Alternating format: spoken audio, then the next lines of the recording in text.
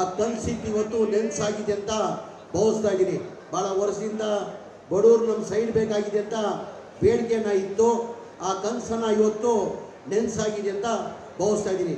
Total 7.5 ಎಕರೆದಲ್ಲಿ 307 ಜನಕ್ಕೆ ಲ್ಯಾಟ್ರಿ ಮುಖಾಂತರ ಸೈಡನ್ನು ಹಂಚ್ಬೇಕಂತ ಇವತ್ತು ತೀರ್ಮಾನ ಮಾಡಿ ನಮ್ಮ ನಾಯಕರಾದಂಥ DK ಶಿವಕುಮಾರ್ ಸಾಹೇಬರು, ರಾಮಲಿಂಗ ರೆಡ್ಡಿ ಸಾಹೇಬರು ಎಲ್ಲ ಇಲ್ಲಿ ಸೇರಿದ್ದೀವಿ.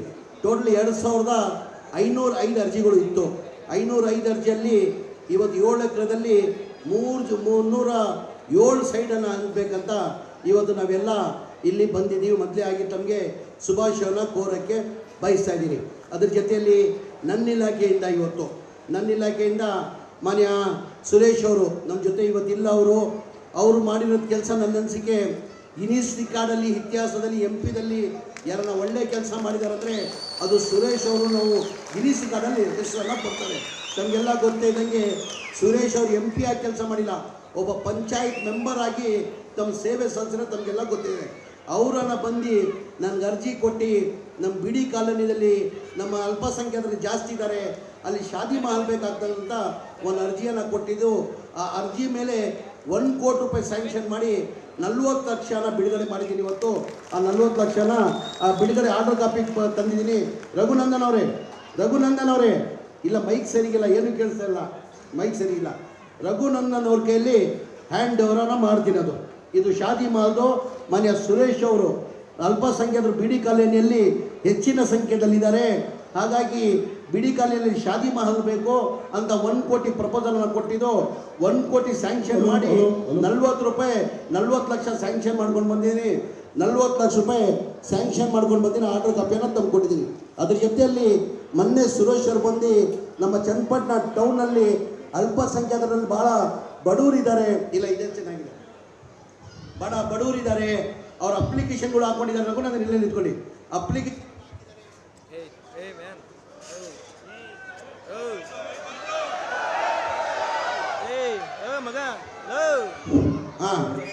ಮೊನ್ನೆ ಹೋದ ವಾರದಲ್ಲಿ ತಾವು ಹೆಂಗೋ ಬರ್ತಾ ಇದ್ದೀರಾ, ಚನ್ನಪಟ್ಟಣದಲ್ಲಿ ಜನ ಭಾಳ ನಿರೀಕ್ಷೆ ಇಟ್ಕೊಂಡಿದ್ದಾರೆ. ನಿಮ್ಮಲ್ಲಿ ಅಲ್ಪಸಂಖ್ಯಾತರಲ್ಲಿ ಟೌನಲ್ಲಿ ಭಾಳ ಬಡತನ ಇದೆ. ದಯಮಾಡಿ ಅವರು ಆಟೋ ಚಾಲಕರು, ಟ್ಯಾಕ್ಸಿ ಮತ್ತು ಗೂಡ್ಸ್ ವೆಹಿಕಲ್ಗೆ ಅರ್ಜಿಯನ್ನು ಹಾಕಿದ್ದಾರೆ. ಒಂದು 25 ಆದರೂ ವೆಹಿಕಲ್ ನಮ್ಮ ಚನ್ನಪಟ್ಟಣ ಟೌನ್ ಮಾಡಿ ಅಂತ ಮಾನ್ಯ ಸುರೇಶ್ ಅವ್ರ ಮನವಿ ಮೇಲೆ ಸುರೇಶ್ ಅವ್ರು ಕೇಳಿದ ಕಾರಣಕ್ಕೆ 25 ಟ್ಯಾಕ್ಸಿ ಮತ್ತು ಗೂಡ್ಸ್ ವೆಹಿಕಲನ್ನು ಸ್ಯಾಂಕ್ಷನ್ ಮಾಡಿ ರಘುನಂದನ್ ಕೈಯಲ್ಲಿ ನಾನು ಹ್ಯಾಂಡ್ ಓವರ್ ಮಾಡ್ತಾ ಇದ್ದೀನಿ. ತಮಗೆಲ್ಲ ಗೊತ್ತೈತಂಗೆ ಸುರೇಶ್ ಅವ್ರು ಮಾಡಿರೋದಕ್ಕೆ ಗೊತ್ತು. ನಾವು ಸುರೇಶ್ ಅವ್ರನ್ನ ಎಲ್ಲ ಈ ಸಾಕು ಅಷ್ಟೇ ನನಗೆ. ಸುರೇಶ್ ಅವ್ರನ್ನ ಈಗ ಜನ ನೆನೆಸ್ಕೊಳ್ತಾ ಇದ್ದಾರೆ. ನನ್ನ ಅನಿಸಿಕೆ ಸುರೇಶ್ ಅವರು MP ಆಗಿ ಕೆಲಸ ಮಾಡಿರೋದು ತಮಗೆಲ್ಲ ಗೊತ್ತಿದೆ. ನಾನು ಹೆಚ್ಚಾಗಿ ಏನೊಳಗೆ ಹೋಗಲ್ಲ. ನಮ್ಮ ರಾಮನಗರ ಜಿಲ್ಲೆಯಲ್ಲಿ ಮಾನ್ಯ ಕುಮಾರಸ್ವಾಮಿ ಅವರು ಶಾಸಕರಾಗಿದ್ದರು, ರಾಮನಗರಲ್ಲೂ ಶಾಸಕರಾಗಿದ್ದರು, ಚನ್ನಪಟ್ಟಣದಲ್ಲೂ ಶಾಸಕರಾಗಿದ್ದರು. 2018 2 ಕಡೆ ಗೆದ್ದಿದ್ರು. ಒಂದು ಕಡೆ ರಾಜೀನಾಮೆ ಕೊಟ್ಟು ಒಂದು ಕಡೆನ ಚನ್ನಪಟ್ಟಣ ಉಳಿಸ್ಕೊಂಡಿದ್ರು. 2018 ಅವ್ರು ಮುಖ್ಯಮಂತ್ರಿ ಆಗಿದ್ದರು. 37 ಸೀಟನ್ನು ಗೆದ್ದಿದ್ರು. ನಾವು BJP ಕೋಮುವಾದಿ ಪಕ್ಷ ಅಧಿಕಾರಕ್ಕೆ ಬೇಡ ಅಂತ ಹೇಳಿಬಿಟ್ಟು 37 ಸೀಟ್ ಗೆದ್ರು. ನಾವು 85 ಸೀಟ್ ಗೆದ್ರು ಅವ್ರಿಗೆ ಮುಖ್ಯಮಂತ್ರಿಯಾಗಿ ಅವಕಾಶ ಮಾಡಿ ಕೊಟ್ಟಿದ್ರು. 1.5 ವರ್ಷ ಕುಮಾರಸ್ವಾಮಿ ಅವರು ಮುಖ್ಯಮಂತ್ರಿ ಆಗಿ ದಯಮಾಡಿ ಪತ್ರ ಬಾಯ್ತು ಕಡೆ ಕುಮಾರಸ್ವಾಮಿ ಅವರು 1.5 ವರ್ಷ ಮುಖ್ಯಮಂತ್ರಿ ಸ್ಥಾನದಲ್ಲಿದ್ದರು. ನಾನು ಮನೆ ಮುಖ್ಯಮಂತ್ರಿಗೆ ಕೇಳಕ್ಕೆ ಬಯಸ್ತಾ ಇದ್ದೀನಿ, ತಾವು 1.5 ವರ್ಷ ಮುಖ್ಯಮಂತ್ರಿ ಆಗಿದ್ರಿ, ಚನ್ನಪಟ್ಟಣದಿಂದ ಆಯ್ಕೆ ಆಗಿಬಿಟ್ಟು ಮುಖ್ಯಮಂತ್ರಿ ಆಗಿ 1.5 ವರ್ಷದಲ್ಲಿದ್ರಿ. ತಮ್ಮ ಪೀರಿಯಡಲ್ಲಿ ಎಷ್ಟು ಮನೆಗಳನ್ನ ಸ್ಯಾಂಕ್ಷನ್ ಮಾಡಿದೆ ಅಂತ ಮನೆ ಕುಮಾರಸ್ವಾಮಿಗೆ ಹೇಳ್ತೀನಿ. ಮಾಧ್ಯಮ ಸ್ನೇಹಿತರು ಭಾಳ ಜನ ಇದ್ದಾರೆ, ದಯಮಾಡಿ ಕುಮಾರಸ್ವಾಮಿನ ಕೇಳಬೇಕಾಗ್ತದೆ. ಇಲ್ಲಿಂದಾನೇ, ಈ ಜಿಲ್ಲೆಯಿಂದನೇ, ರಾಮನಗರ ಜಿಲ್ಲೆಯಿಂದಾನೇ 2 ಬಾರಿ ಅವರು ಮುಖ್ಯಮಂತ್ರಿ ಆಗಿದ್ದರು. 2007 ಮುಖ್ಯಮಂತ್ರಿ ಆಗಿದ್ದರು. ಆಮೇಲೆ 2018 ಈ ಜಿಲ್ಲೆಯಿಂದನೇ 2 ಬಾರಿ ಅವರು ಮುಖ್ಯಮಂತ್ರಿ ಆಗಿದ್ದರು. ಅವರ ರಾಜ್ಯದಲ್ಲಿ ಎಷ್ಟು ಮನೆಗಳು ಕೊಟ್ಟಿದ್ದಾರಂತ ಮಾನ್ಯ ಮಾಧ್ಯಮದವ್ರಿಗೆ ನಾನು ಕೇಳಕ್ಕೆ ಬಯಸ್ತಾ ಇದ್ದೀನಿ. ಕುಮಾರಸ್ವಾಮಿ ಅವರು ಎಷ್ಟು ಮನೆಗಳು ಸ್ಯಾಂಕ್ಷನ್ ಮಾಡಿದಾರಂತೆ. ನಮ್ಮ ಹಿಂದಿನ ಸರ್ಕಾರ ಸಿದ್ದರಾಮಯ್ಯ ಮುಖ್ಯಮಂತ್ರಿ ಆಗಿದ್ದು 2013 ಹಿಡ್ಕೊಂಡು 2018 ಸಿದ್ದರಾಮಯ್ಯ ಅವರು ಮುಖ್ಯಮಂತ್ರಿ ಆಗಿದ್ದರು. ಆ ಟೈಮಲ್ಲಿ 5 ವರ್ಷ ಅವಧಿಯಲ್ಲಿ 35,411 ಮನೆಗಳು ನಮ್ಮ ರಾಮನಗರ ಜಿಲ್ಲೆಗೆ ನಾವು ಸ್ಯಾಂಕ್ಷನ್ ಮಾಡಿದ್ದೀವಿ. ಅದರಲ್ಲಿ ಕುಮಾರಸ್ವಾಮಿ ಅವರು 2018 ಹಿಡ್ಕೊಂಡು 2019 ಮನೆ ಮುಖ್ಯಮಂತ್ರಿ ಕುಮಾರಸ್ವಾಮಿ ಆಗಿದ್ದರು. ಚನ್ನಪಟ್ಟಣ ಪೂರ್ತಿ ಜಿಲ್ಲೆಗೆ, ರಾಮನಗರ ಜಿಲ್ಲೆಗೆ ಬರೇ ರವಿ ಅವರೇ, ರಾಮನಗರ ಜಿಲ್ಲೆಗೆ ನಮ್ಮ ಅವಧಿಯಲ್ಲಿ 2013 ಹಿಡ್ಕೊಂಡು 2018ವರೆಗೂ ಹಿಂದಿನ ಸರ್ಕಾರದಲ್ಲಿ ನಮ್ಮ ರಾಮನಗರ ಜಿಲ್ಲೆಗೆ ನಮ್ಮ ಕಾಂಗ್ರೆಸ್ ಸರ್ಕಾರ ಹಿಂದಿನ ಮುಖ್ಯಮಂತ್ರಿ ಸಿದ್ದರಾಮಯ್ಯ ಅವರು 35,411 ಮನೆಗಳು ಸ್ಯಾಂಕ್ಷನ್ ಮಾಡಿದರು. ಯಾವಾಗ? ಹಿಂದಿನ ಸರ್ಕಾರದಲ್ಲಿ 5 ವರ್ಷ. ಕುಮಾರಸ್ವಾಮಿ ಅವಧಿಯಲ್ಲಿ ಇಲ್ಲಿಂದನೇ MLA ಆಗಿದ್ದವರು, ರಾಮನಗರ ಜಿಲ್ಲೆಯಿಂದನೇ ಚನ್ನಪಟ್ಟಣದಿಂದ MLA ಆಗಿ ಮುಖ್ಯಮಂತ್ರಿ ಆಗಿದ್ರು. ಬರೀ ರಾಮನಗರ ಜಿಲ್ಲೆಗೆ 633 ಕೊಟ್ಟಿದ್ರು. ಬರೀ ಚನ್ನಪಟ್ಟಣಕ್ಕಿಲ್ಲ, ಡಿಸ್ಟಿಕ್ಗೆ, ರಾಮನಗರ ಡಿಸ್ಟಿಕ್ಗೆ 630 ಮನೆಗಳು ಕೊಟ್ಟಿದ್ದಾರೆ. ನಾನು ಮನೆಯ ಕುಮಾರಸ್ವಾಮಿ ಅವ್ರು ಕೇಳಕ್ಕೆ ಬಯಸ್ತಾ ಇದ್ದೀನಿ, ಸ್ವಾಮಿ ಈ ಜಿಲ್ಲೆಯಿಂದಲೇ ತಾವು ಗೆದ್ದಿ ತಾವು ಏನಕ್ಕೆ ಮನೆಗಳು ಕೊಟ್ಟಿಲ್ಲ ಅಂತ ಕೇಳಕ್ಕೆ ಬಯಸ್ತಾ ಇದ್ದೀನಿ. ಏನು ಬರೋಡು ಕಾಣಲಿಲ್ವಾ ನಿಮಗೆ? ನಮ್ಮ ಸರ್ಕಾರ ಬಂದಾದಮೇಲೆ, ಮೊನ್ನೆ ನಮ್ಮ ಸರ್ಕಾರ ಬಂದಾದಮೇಲೆ 2023ರಿಂದ 24ವರೆಗೂ 12,535 ಮನೆಗಳು ನಾವು ಸ್ಯಾಂಕ್ಷನ್ ಮಾಡಿದ್ದೀವಿ. ಮೊನ್ನೆ ಸುರೇಶ್ ಅವರು ಬಂದು ನನಗೆ ಒತ್ತಡ ಮಾಡಿ, ಇಲ್ಲ ಸುರೇಶ್ ಅವರೇ ಹೊಸ ಮನೆ ಕೊಡೋಕ್ಕೆ ಸಾಧ್ಯ ಆಗಲ್ಲ, ಇಲ್ಲ ಸರ್ ನಾನೆಲ್ಲ ಜನತಾ ದರ್ಶನ ನಮ್ಮ ನಾಯಕರಾದಂಥ ಉಪಮುಖ್ಯಮಂತ್ರಿಗಳಾದಂಥ ಶಿವಕುಮಾರ್ ಸಾಹೇಬರು ಜನತಾ ದರ್ಶನ ಮಾಡಿದ್ದಾರೆ. ಎಲ್ಲ ಕಡೆ ಹೋದರೆ ಮನೆಗಳಿಂದ ಅರ್ಜಿ ಬಂದಿದೆ, 13,000ನೋ 14,000 ಮನೆ ಅರ್ಜಿಗಳು ಬಂದಿದೆ. ಅದನ್ನು ಕನಿಷ್ಠ ನೀವು 5,000 ಮನೆಗಳು ಕೊಳ್ಳೇಬೇಕಂತ ಗಲಾಟೆ ಮಾಡಿದ್ದ ಕಾರಣಕ್ಕೆ 5,000 ಚನ್ನಪಟ್ಟಣಕ್ಕೆ ಮನೆಗಳು ನಾವು ಸ್ಯಾಂಕ್ಷನ್ ಮಾಡಿದ್ದೀರಿ. ಏನಕ್ಕೆ ಕುಮಾರಸ್ವಾಮಿ ಅವ್ರು ಮಾಡೋಕ್ಕೆ ಸಾಧ್ಯ ಆಗಲಿಲ್ಲ? ಕುಮಾರಸ್ವಾಮಿ ಮಾಡಬೇಕಾಗಿದ್ದಿಲ್ಲ, ಕುಮಾರಸ್ವಾಮಿ ಅವರು ಸ್ಯಾಂಕ್ಷನ್ ಮಾಡಿಲ್ಲ. ಅದಕ್ಕಿಂತ ಹೆಚ್ಚಾಗಿ ಇನ್ನೊಂದು ಹೇಳ್ತಾ ಇದ್ದೀನಿ, ನಾನು ಭಾಳ ಸತಿ ಸುರೇಶ್ ಅವರು, ನಾನು ವಸತಿ ಮಂತ್ರಿ ಆದಮೇಲೆ ಭಾಳ ಸತಿ ಸುರೇಶ್ ಅವರು MP ಆಗಿದ್ದರು. ಅವಾಗ ನಾನು ಮಂತ್ರಿ ಆದ ತಕ್ಷಣ ನಾನು ಭಾಳ ಸತಿ ಸುರೇಶ್ ಅವರು ಫೋನ್ ಮಾಡಿದ್ರು, ಸರ್ ನಮ್ಮ ಚನ್ನಪಟ್ಟಣ ಟೌನಲ್ಲಿ ನಮ್ಮ ರಾಜೀವ್ ಗಾಂಧಿಯಲ್ಲಿ ಮನೆ ಕಟ್ತಾ ಇದ್ದೀವಿ, ನಾವು ಆ ಗುದ್ಲಿ ಪೂಜೆನ ಮಾಡಬೇಕು, ದಯಮಾಡಿ ಬನ್ನಿ ಅಂತ.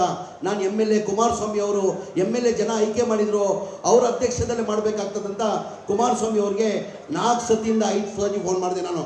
ಸರ್ ನಿಮ್ಮ ಕ್ಷೇತ್ರದಲ್ಲಿ ಗುದ್ಲಿ ಪೂಜೆ ಮನೆಗಳ ಕೆಲಸ ಶುರು ಮಾಡಬೇಕಾಗ್ತದೆ, ಗುದ್ಲಿ ಪೂಜೆನ ಮಾಡಬೇಕಾಗ್ತದೆ, ದಯಮಾಡಿ ಒಂದು ಟೈಮ್ ಕೊಡಿ ಅಂದರೆ ಫೋನಲ್ಲೇ ಸಿಗಲಿಲ್ಲ.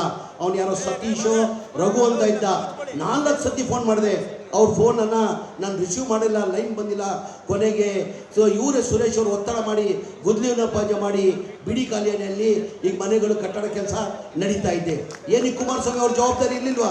ಆಮೇಲೆ ಕುಮಾರಸ್ವಾಮಿ ಅವ್ರು ಏನು ಮಾಡಿದಾರಂತ ಬಂದು ಹೇಳಿ, ನಮ್ಮ ರಾಮನಗರಾಗಿರಲಿ ಚನ್ನಪಟ್ಟಣಗಿರಲಿ, ನನ್ನ ಅನಿಸಿಕೆ ಕುಮಾರಸ್ವಾಮಿ ಅವ್ರು ಏನು ಮಾಡಿದಾರಂತ ಅವ್ರು ಬಂದು ಹೇಳ್ಬೇಕಾಗ್ತದೆ. ನನ್ನ ಅನಿಸಿಕೆ ಇವಾಗ ನಾವು ಬರ್ತಾ ಈಗ ನಾನು ಭಾಳ ಖುಷಿ ಆಯಿತು. ನಾನು ಭಾಳ ವರ್ಷದಿಂದ ಚನ್ನಪಟ್ಟಣಕ್ಕೆ ಬರ್ತಾ ಇದ್ದೀನಿ. ಚನ್ನಪಟ್ಟಣದಲ್ಲಿ ಭಾಳ ವರ್ಷದಿಂದ ಒಂದು ಬೇಡಿಕೆ ಇತ್ತು, ನಮ್ಮನ್ನ ಸ್ಟೇಡಿಯಂ ಆಗಬೇಕು ಅಂತ ಹೇಳ್ಬಿಟ್ಟು ಭಾಳ ವರ್ಷದಿಂದ ಬೇಡಿಕೆ ಇತ್ತು. ಕುಮಾರಸ್ವಾಮಿ ಅವ್ರ ಕೈಯಲ್ಲಿ ಮಾಡೋಕ್ಕೆ ಸಾಧ್ಯ ಆಗಿಲ್ಲ. ಇವತ್ತು ನಮ್ಮ ನಾಯಕರಾದಂಥ ಉಪಮುಖ್ಯಮಂತ್ರಿಗಳಾದಂಥ DK ಶಿವಕುಮಾರ್ ಸಾಹೇಬರು 9 ಕೋಟಿ ವೆಚ್ಚದಲ್ಲಿ ಇವತ್ತು ಗುದ್ಲಿ ಪೂಜೆ ಮಾಡ್ಬಂದ್ವಿ. ಭಾಳ ವರ್ಷದಿಂದ ಆಯಿತು ಸರ್.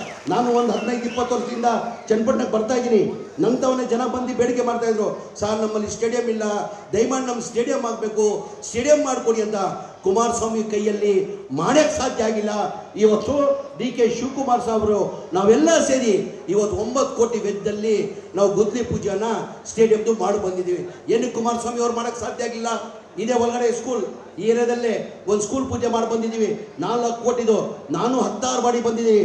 ವಾಸೀಲ್ ಅವರಲ್ಲೇ ಕೂತಿದ್ದಾರೆ, ಹಮೀದ್ ಅವರು ಇಲ್ಲೇ ಇದ್ದಾರೆ, ಚನ್ನಪಟ್ಟಣ ನೀನು ಇದ್ದೆ, ಅಶ್ವತ್ತು ನೀನು ಇದ್ದೆ, ಜನತಾದಳ ಇರುವಾಗ ಆ ಸ್ಕೂಲ್ ಕಟ್ಟಡ ಕಟ್ಟಕ್ಕೆ ಎಷ್ಟು ಸತಿ ಜನ ಬಂದು ನಮ್ಮಂಥ ಬೇಡಿಕೆ ಮಾಡಿಕೊಂಡ್ರು.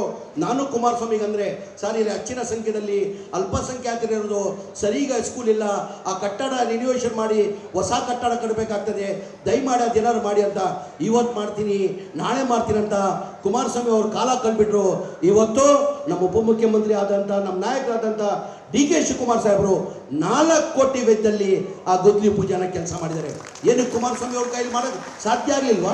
ಮುಖ್ಯಮಂತ್ರಿ ಆಗಿದ್ರು, ಕ್ಷೇತ್ರಕ್ಕೆ ಏನು ಬೇಕಾದರೆ ಮಾಡ್ಬೋದಾಗಿತ್ತಾನೆ, ಅವ್ರು ಲೆಕ್ಕ ಹಾಕೊಳ್ಳಿ.